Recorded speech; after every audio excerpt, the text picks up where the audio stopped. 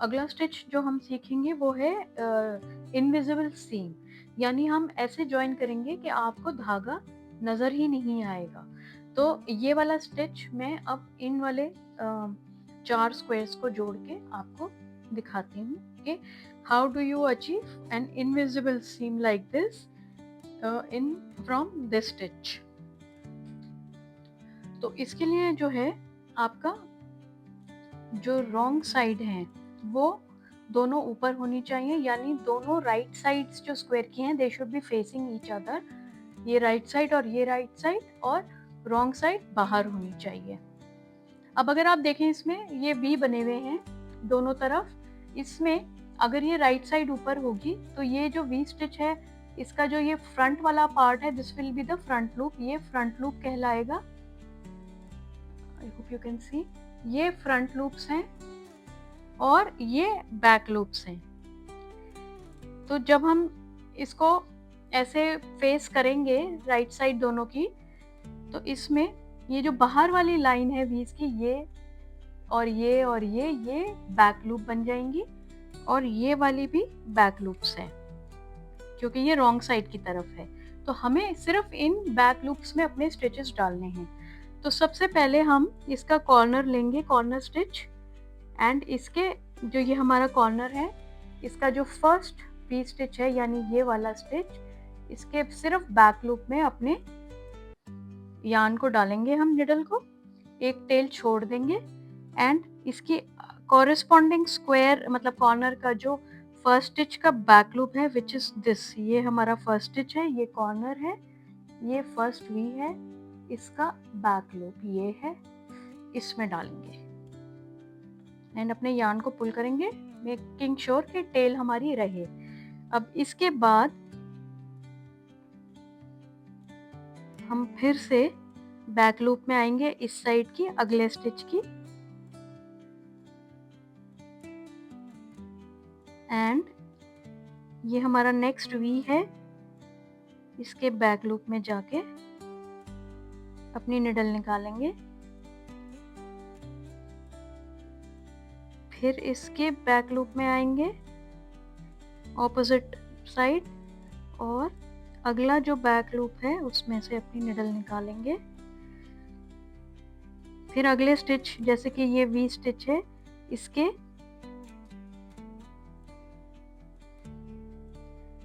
Back loop में बाहर की तरफ से अपनी निडल डालेंगे, एंड अंदर की तरफ से अगले स्टिच की यानी अगला जो ये वी है दिस वी, इसकी बैक लूप में से अपने निडल को निकालेंगे। तो अब अगर हम देखें इस तरह से जब हम बैक लूप्स में काम करेंगे और इन दोनों यार्न्स को हम अगर ऐसे पुल करते हैं थोड़ा सा टाइटली, बहुत टाइट नहीं, एंड इसको अगर हम ऐसे खोलते हैं तो ये एक सीम बनता है इनविजिबल, जो हमें वाइट धागा दिखाई नहीं देगा। तो इसी तरह से हमें पूरा स्क्वायर कंप्लीट करना है। I will show you once again, एक और बार मैं दिखा देती हूँ। तो अगर हमारा धागा पर्पल स्क्वायर की तरफ है तो हमें अब अपनी निडल पीच स्क्वायर के अगले वी स्टिच में विच इज दिस वन, ये है इसका नेक्स्ट वी स्टिच क्योंकि इसमें हमने अभी ये अपना स्टिच डाला है। तो ये नेक्स्ट वी स्टिच का जो बैक लूप है यानी हमारी तरफ वाला, इसमें से अपनी निडल निकालेंगे, एंड अब अंदर पर्पल स्क्वायर के इस वी स्टिच में से बैक लूप में से निकालेंगे। तो इसमें बस आपको ये ध्यान रखना है कि which is the back loop and which is not, तो सिर्फ बैक लूप्स में से निकालना है। और दूसरा ये कि स्टिच ये वाली साइड में जब आपका धागा इधर है तो बाहर से सुई अपनी अंदर लेके जाएंगे, और इस वाली साइड में अंदर से अपनी सुई बाहर निकालेंगे। तो बस यही 2 स्टेप्स हैं जो आपको सही से फॉलो करने हैं। अब फिर अगला स्टिच एंड इसका अगला, इसमें कभी आपको कंफ्यूजन हो अगर कि कौन से वी स्टिच में डालना है तो पिछला स्टिच देखें कि यहाँ पे आपने अपना डाला था लास्ट स्टिच, तो ये वी तो नहीं है, इनके आगे वाले, तो यानी ये वाला और ये वाले वी का बैक। आई होप ये क्लियर है। हर 3-4 स्टिच लगाने के बाद आप अपने दोनों एंड्स को ऐसे धीरे से पुल कर लें, क्योंकि जब अगर आप एक साथ पुल करेंगे तो कई बार वो सही से पुल नहीं होता। इसको थोड़ा सा पुल करना है, एज आई सेड बहुत टाइटली नहीं करना, लेकिन इतना कि स्नगली अच्छे से पुल हो जाए। एंड इसी तरह आप जो है कंटिन्यू करें। एक और तरीका ये जानने का कि आपके सारे स्टिचेस बराबर आ रहे हैं कि नहीं, वो ये है कि ये जो कॉर्नर का एंड का कॉर्नर है और ये कॉर्नर है, ये दोनों साथ में होने चाहिए, ये स्टिचेस साथ में लाइन अप होने चाहिए। उससे पता चलता है कि सही जा रहे हो आप।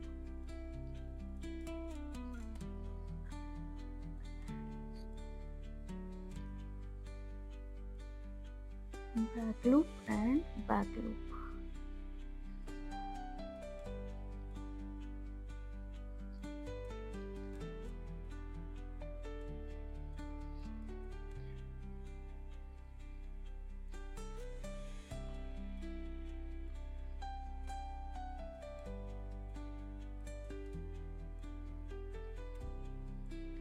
और अब इसको जैसे ही आपके 4-5 स्टिचेस हो जाएं, इसको दोनों तरफ से ऐसे पुल कर लें।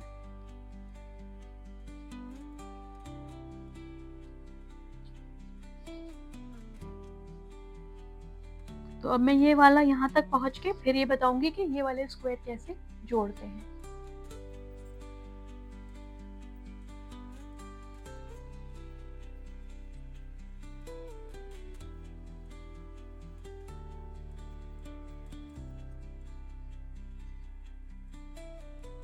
अब हम अपने एंड में आ गए हैं स्क्वायर के। एक बार इसको और मैं पुल कर लूंगी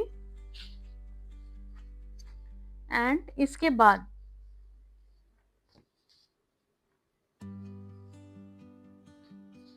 अगला स्क्वायर लेंगे हम अपने दोनों, और इनके right sides facing each other, back sides facing us. और ये हमें ऐसे जोड़ना है, ये ऐसे, हाँ ऐसे। तो इन दोनों को हम आपस में जोड़ेंगे। अब इस साइड से टॉप से हम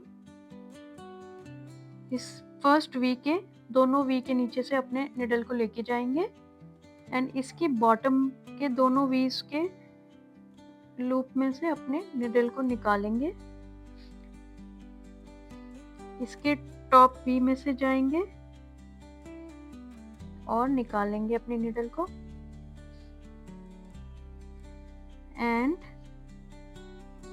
जो ये वाले स्क्वायर का सर्कल है, मतलब ये स्पेस है, चेन स्पेस, इसमें से हम निडल निकालेंगे, इनको पकड़ेंगे और धीरे से खींच लेंगे। मतलब अपने फिंगर और थंब से ये स्क्वायर्स को नीचे दबा के एंड धीरे से यार्न को टक कर लेंगे। अब इसके बाद हमें वही पैटर्न फॉलो करना है। इसका बैक लूप और इस वाले का कॉरेस्पॉन्डिंग, ये हमारा फर्स्ट स्टिच है तो इसका भी हम फर्स्ट स्टिच का बैक लूप लेंगे और नए स्टिचेस डालने शुरू करेंगे। Back and back, back and back.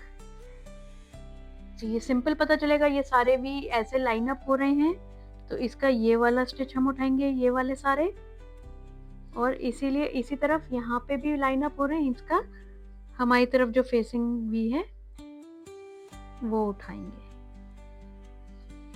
तो हमने 3 स्टिच बना लिए। अब हम यहाँ पे अपनी उंगली थंब से प्रेशर डालेंगे थोड़ा और इस धागे को खींचेंगे एंड देन वील कंटिन्यू। मैं ये पूरी लाइन पूरी करती हूँ, उसके बाद हम देखेंगे कि इसका फ्रंट कैसा दिखता है।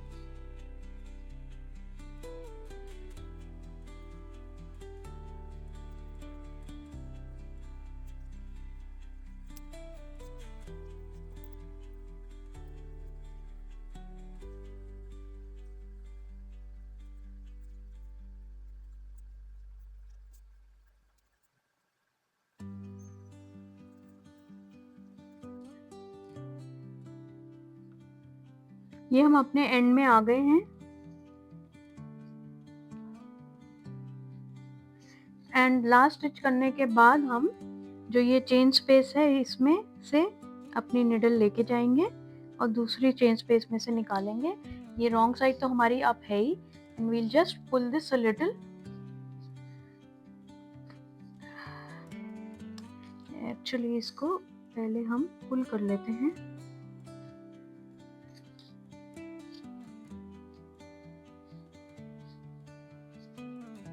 इसको थोड़ा सा पुल करेंगे, बहुत ज़्यादा नहीं करना, नहीं तो पूरा खिंच जाएगा, बट इतना कि नाइस एंड टाइडी हो जाए। अब अगर हम इसकी दूसरी साइड देखें तो ये हमारा एक सीमलेस जॉइन बन गया है। इसी तरह से हम एक स्टिच मार्कर लगा लेती हूँ यहाँ पे।